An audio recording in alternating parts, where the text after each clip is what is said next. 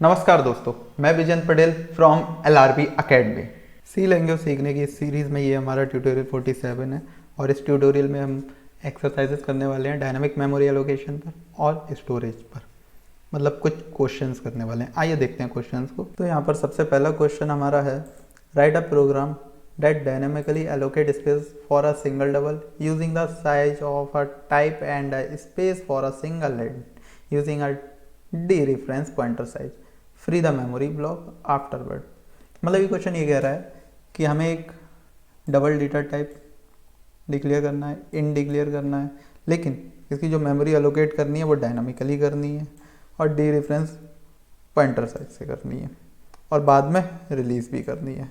मतलब डायनेमिकली हमें memory allocate करनी है, बाद में उसे फ्री भी करना है। फिर दूसरा है, write a program that dynamically allocate space for an array of 5 integer. मतलब एक एरे का साइज हमें डायनेमिकली एलोकेट करना है 5 इंटीजर के लिए। उसके बाद प्रिंट कराना है सारे एलिमेंट, फिर फ्री कर देना है। सिंपल ही है, ठीक है। एक एरे के लिए मेमोरी डायनेमिकली एलोकेट करानी है, उसके बाद 5 इंटीजर के लिए करानी है हमें और मेमोरी को रिलीज कर देना है। फिर तीसरा क्वेश्चन है, तीसरा है program that dynamically allocate memory for an 5 integer. ठीक, यहाँ तक तो सेम है जैसे कि सेकंड क्वेश्चन है। फिर रीसाइज करना है, resize the allocated block, it can now hold N array of 10 integer and free the memory.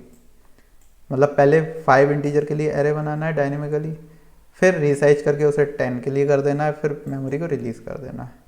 Fourth देखिए, program that defines two variable. The first variable will have an automatic storage duration and the second variable will have an allocated storage duration. Simple है, दो variable हमें define करने हैं, कोई भी अपनी इच्छा से ले लीजिए, इंटीजर डबल जो आप लेना चाहते हैं। पहले के लिए ऑटोमेटिक स्टोरेज होनी चाहिए, दूसरे के लिए हम खुद एलोकेट करें, मतलब डायनामिक होनी चाहिए। अब जैसे कि ये ऑटोमेटिक में आपको पता है, सिंपली आप कोई भी वेरिएबल ले लेंगे इस तरह से इंट, ये ऑटोमेटिक ही हो गया और इसमें हम डायनेमिकली मेमोरी एलोकेट करेंगे। तो आइए प्रैक्टिकली करके देखते हैं, टर्मिनल की ओर चलते हैं। तो ये टर्मिनल हमारा ओपन हो चुका है और यहाँ पर डायनेमिकली मेमोरी एलोकेट करेंगे हम। तो ये लाइब्रेरी आपको इंक्लूड करानी होगी stdlib.h। तो यहाँ पर सबसे पहले क्वेश्चन था, एक इंट और डबल हमें वेरिएबल लेना है और उसे डायनेमिकली उसकी मेमोरी को एलोकेट कराना है। तो इनका एक पॉइंटर ले लेता हूँ मैं, और किस तरह से एलोकेट कराते हैं सिंटैक्स आपको पता है, integer type pointer, malloc function का यूज़ करते हैं, मैलॉक। उसके बाद साइज ऑफ, इस तरह से भी लिख सकते हैं, ये आपको बताया था, या फिर आप इस तरह से लिखिए, बात एक ही है। एलोकेट हो गई, इसमें कुछ वैल्यू भी असाइन कर देते हैं, 1 कर देते हैं। उसके बाद डबल, डबल भी एक पॉइंटर ले लेते हैं, सेम यहाँ पर डबल आ जाएगा, pointer malloc size of double, यहाँ डबल हो गया। इसमें भी कुछ वैल्यू असाइन कर देते हैं। देखिए एक गलती हो रही है कोड में, अगर आप देख पा रहे होंगे तो यहाँ पर डी रेफरेंस ऑपरेटर आएगा। अब इसे प्रिंट करा देते हैं, ये एक्स्ट्रा इसे प्रिंट कराते हैं। यहाँ पर किस तरह से प्रिंट कराएंगे, %d, after that slash n, next line में आफ्टर डेट %.2f कर देता हूँ, पॉइंट के बाद 2 डिजिट से प्रिंट कराते हैं। वो क्या क्या वैल्यूज़ हैं, p, p1। चलिए रन करा कर देखते हैं। देखिए 1 और 1.30 यही वैल्यू असाइन की थी। तो सिंपली कुछ नहीं है इसमें, मैलॉक फंक्शन के माध्यम से हमें इनिशियलाइज डिफाइन करना था, हमें मेमोरी एलोकेट कर दी हमने डायनामिकली, उसके बाद वैल्यू असाइन कर दी, प्रिंट करा दिया सिंपली। देखिए इंटीजर होगा तो इंट आपको यूज़ करना है, डबल होगा डबल यूज़ करना है, साइज ऑफ इंटीजर का ले लिया, जो भी साइज होगा। मैलॉक फंक्शन क्या करेगा, मैलॉक फंक्शन डायनामिकली एलोकेट कर देगा मेमोरी, और फिर उसके बाद एड्रेस इसमें स्टोर हो जाएगा, उसी एड्रेस पे वैल्यू असाइन कर दी हमने और उसी वैल्यू को प्रिंट करा दिया। चलिए सेकंड क्वेश्चन देखते हैं क्या था। सेकंड क्वेश्चन था, 5 इंटीजर का एक एरे बनाना है। सिंपल है, इसी तरह से बनाते थे, सब कुछ सेम रहेगा, बस क्या चीज़ चेंज होगी, जिसने लास्ट ट्यूटोरियल देखा होगा उसे पता होगा। सिर्फ क्या चेंज होगा, यहाँ भी साइज ऑफ इंट होगा। अब बताइए, सोचिए पॉज करके क्या चेंज होगा। 5 का है तो सिर्फ यहाँ पर 5 से मल्टीप्लाई कर देंगे, बन गया। ठीक। अब अगर पाँचों में मैं वैल्यू डालना चाहूँ, मानिए 4th इंडेक्स पे मैंने 18 डाल दिया और 0 इंडेक्स पे 1, दोनों को प्रिंट करा लेता हूँ। किस तरह से प्रिंट कराएंगे, %d %d और पहले 0 इंडेक्स की वैल्यू, उसके बाद 4th इंडेक्स की वैल्यू प्रिंट करा देता हूँ इस तरह से। अब इसे रन करा कर देखें क्या प्रिंट होने वाला है, आपको पता होगा 1 and 18। देखिए 1 and 18। तो एरे में किस तरह से करते हैं, एरे में सिर्फ जितने इंटीजर चाहिए सिर्फ वो काउंट लिख देना है आपको। 5 के लिए चाहिए 5 के लिए हो जाएगा असाइन, मेमोरी एलोकेट हो जाएगी मतलब। Got it. अब क्या करना था, तीसरा क्वेश्चन इसी से मिलता हुआ था, रीएलोकेट करनी थी मेमोरी। रीएलोकेट करनी थी मतलब तो साइज को 10 करना था 5 की जगह। ये 5 तो साइज है, चेक कर लेते हैं अगर p है, नल नहीं है। अगर नहीं भी करें यहाँ पर तो कोई इतना बड़ा प्रोग्राम ये है नहीं, लेकिन गुड प्रैक्टिस है कि आप चेक भी करें और फ्री भी करें मेमोरी को। तो आपको बताया गया था किस तरह से करना है। तो यहाँ पर चेक नहीं करता हूँ, सिंपली इसके साइज को इंक्रीज़ करता हूँ। अगर रीअलोकेट करना है मुझे किस तरह से करूँगा, यहाँ पर तो मेरा 5 इंटीजर साइज का एक एरे बन गया। एरे का साइज 5 है, 5 इंटीजर स्टोर करा सकता है।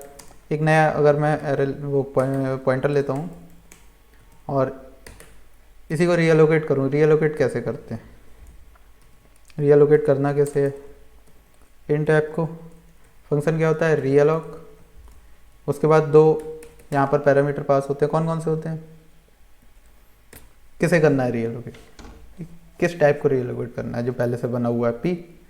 उसके बाद रीअलोकेट करके साइज क्या देना है हमें, साइज दे देना है 10, साइज ऑफ इंट।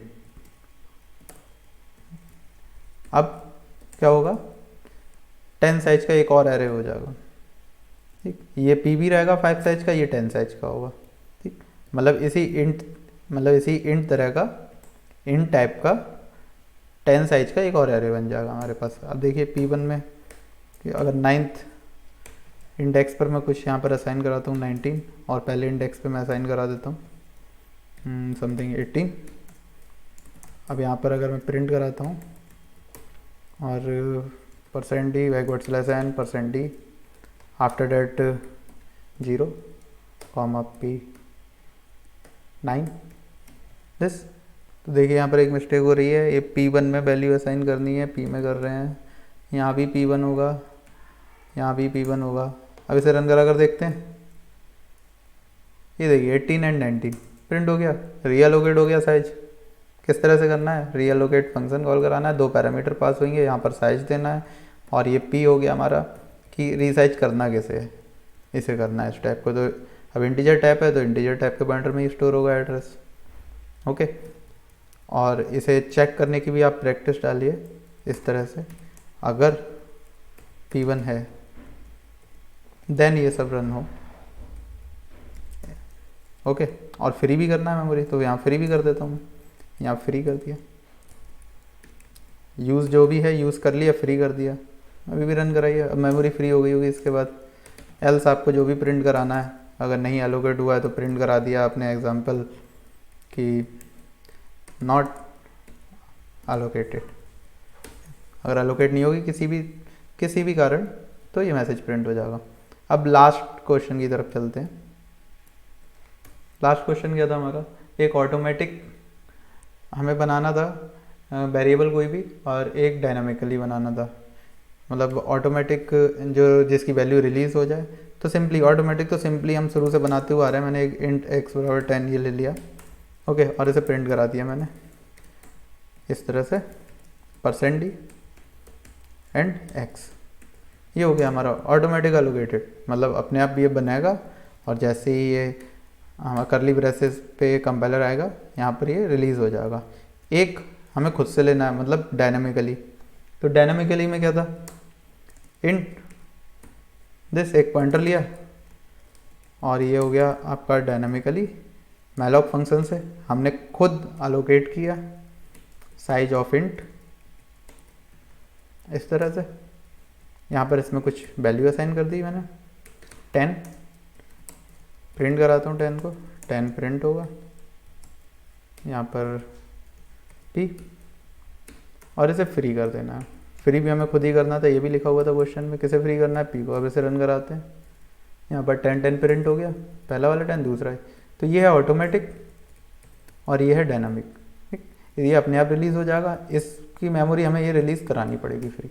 तो आई होप कि आपको ट्यूटोरियल समझ आया होगा। यदि कुछ भी समझ नहीं आया कमेंट बॉक्स में कमेंट करके पूछ सकते हैं। और वीडियो अच्छा लगा हो लाइक करें, सब्सक्राइब करें, शेयर करें, बेल आइकन दबाना ना भूलें for the latest update. Thanks for watching, मिलते हैं नेक्स्ट ट्यूटोरियल।